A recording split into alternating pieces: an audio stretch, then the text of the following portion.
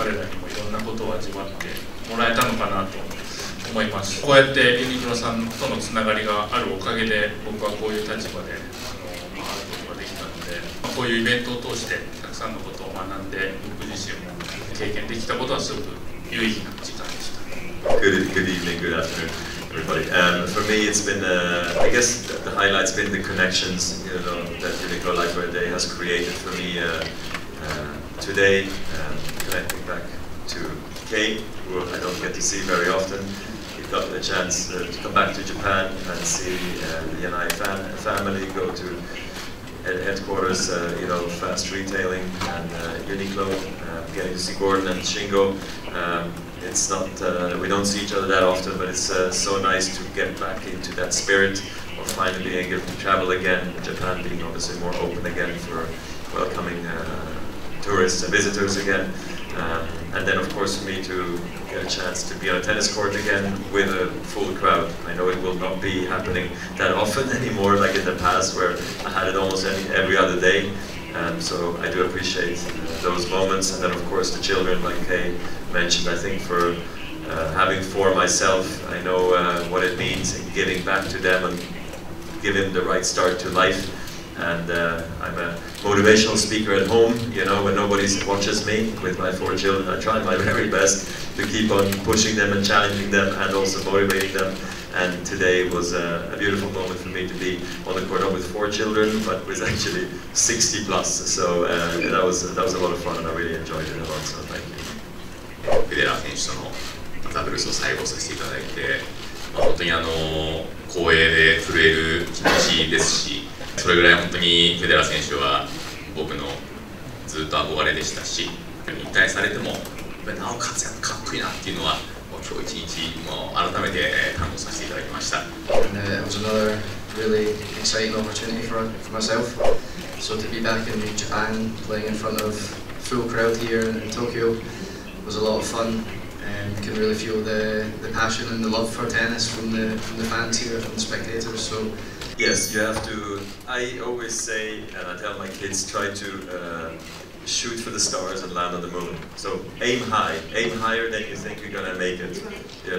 So for me, I hope that that's what it's their takeaway, is that dreams do come true. Obviously, gotta work for it. Obviously, gotta make the most of it. I hope they have the best parents, the best support, people around them, like coaches, that lead them in the right direction. And the train moves quick, so you got to jump on the train at the right time and listen and learn, and that quickly, and not make the same mistakes, too often in a row. But for me, it's great to see them. I see great potential, great ball strikers. It's all about continuity. How can you improve little by little? Someone's going to take a step back to take 2 steps forward again. So I wish them all the very best, and I am sure that you can see with their passion and their determination there will be future champions coming out of Japan in tennis. I mean, we have 2 of the greatest players ever from Japan here in Kei and Shingo.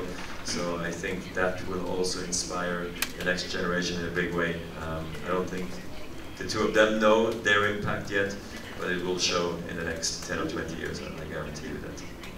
本当に小さい子にはやっぱりテニスをする楽しさ、スポーツをする得るものってすごく大きなものが多いので、16歳、17歳ぐらいになってきたらやっぱりその厳しさっていうところも教えていかないといけないですし、でもこの一つのものを極める楽しさっていうのは厳しさももちろんですけど、幸福感も同時にすごく大きなものを得れるので、僕自身としてはまずは、自分の背中を見て育ってもらえるように自分自身ももっと大きくならないといけないなと思ってますし、僕の日本人としては国枝慎吾さんがかっこいい姿を今でも見せてくれて、その背中を僕も追ってるところがあるので、それを僕もバネに頑張っていきたいなと思います。Not doing well tonight, forgetting everything. It's been a long week, but no. Funny enough, I don't have yet massive plans when it comes to all of the things you said. Academy, that is definitely not something I am aiming for. I see myself more in supporting all the academies around the world, because they're doing a great job, and they are very important, you know, in the tennis world. Kay came to a very strong academy himself, and you know, I've been to a few, and they're key, you know, to development of junior tennis players. Of course, all the federations are also very important. You know, close affiliation, you know, to Swiss tennis. I came through that. I am like the product of Swiss tennis, of the federation, so I think I will always have that with me. That's why it's hard for me to create my own academy, because I feel like that would go maybe potentially against the federation who I am too close to. I think with the next gen development program here at UNIQLO, I will be doing more mentorship and more inspirational, you know, kids day clinics in my mind for the moment. Coaching, I mean, never say never. Stefan Edberg said the same, he will never coach until he got the phone call from me. And I invited him over for practice, and he said, okay, let me try, you know, for a year. But at the moment, with my 4 children going to school and everything going on, I don't see myself coaching at the moment. If Swiss Junior comes around, you know, and he needs some support or, you know, advice, I'm happy to do that. So at the moment, honestly, I can't share very much. I've been also just dealing with day-to-day life at home. I'm still, I mean, in a way, it feels like I'm long retired, but actually it's just only happened yesterday, it seems like. So I will need more time, and I've been really busy, you know, just getting to terms with being retired. But it's been great. It didn't feel like there was a huge shift of momentum since my retirement. So I said maybe commentating one day, but also there I haven't done any attempts yet to find out where and how and what. So still very, very early days for me, to be honest. I think for me it's the little things that drop the weight of pressure you feel as a tennis player, always being constantly thinking about your next practice, your next match. It never lets you go. Your next travel, your next packing. I don't think I was that much aware of it, how much that thought is always there, and it rides with you until you retire. Then you realize, well, that stress all drops away. Doping, as an example, you know, we have to fill out with doping forms every single day, 1 hour during the day, where you are. So you're always aware in the back of your head they could be coming any moment, or especially that 1 hour. And once that all drops away, you actually feel quite lighter, relieved that you can actually live normally again, you know, after 25 years. So that felt different, you know, in many ways. I'm not saying it's like better or worse, but it's just, that's the biggest change I feel. Yes, I felt, especially towards the end of the career, I felt that was very much the bridge, you know, from the older generation to the newer generation, because I played against all the guys, you know, for so long. So it's truly, a treasure. And I feel very fortunate that I had the chance to play as long as I did against such incredible players, not just once, but many times. And I think I played IBC 13 times as an example.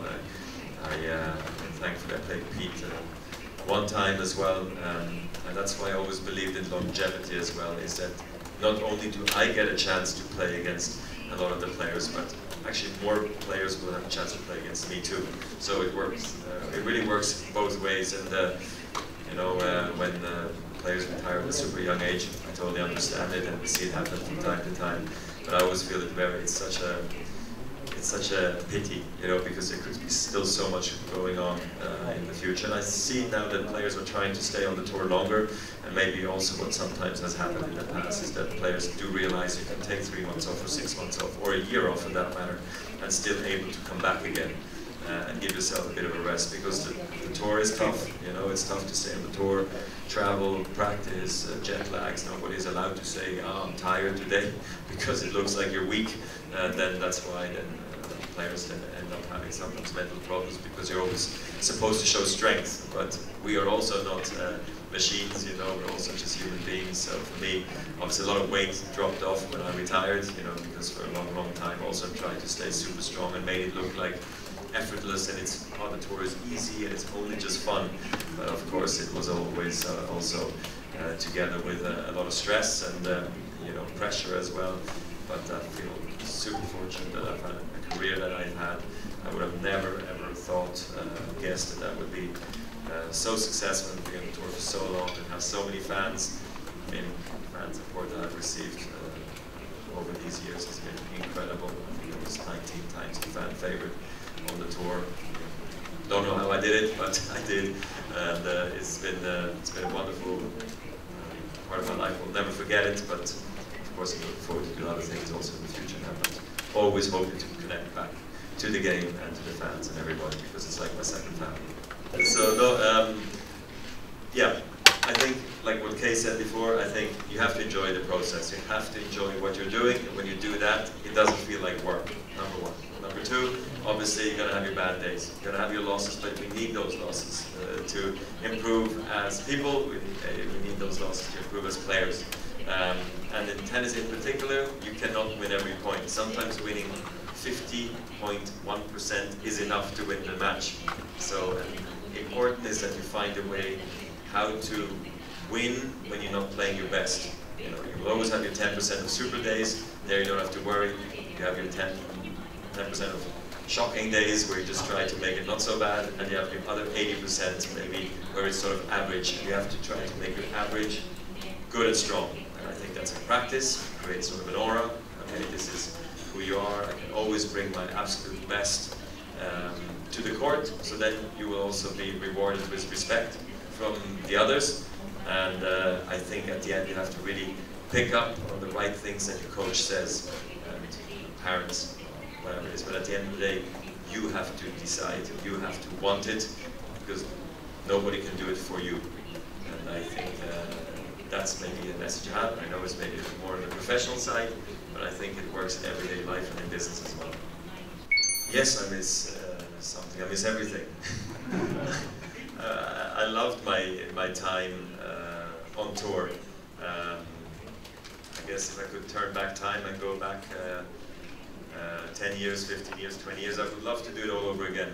You know, it's funny I feel this way, and I think I will say this for the rest of my life, because it really has been an absolute dream come true for me to be a tennis player. I remember being a young boy hoping that one day I could walk the big courts or play against the best players or win a special tournament.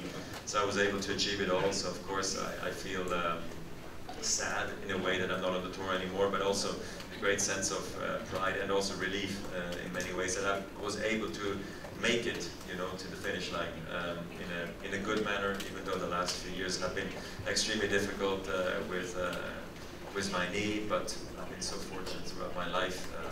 I've had very little injuries at the beginning of my career, and I got to know so many cool people, so many fun moments, great memories, and so now I'm looking to the next chapter in my life, and it's really something that excites me a lot, to be quite honest. What exactly, I'm not quite sure yet, you know, I'm still figuring everything out, but life's good, life's great. Bye-bye. Bye. Thanks for coming. 以上をもちましてユニクロライフウェアデー東京2022 with Roger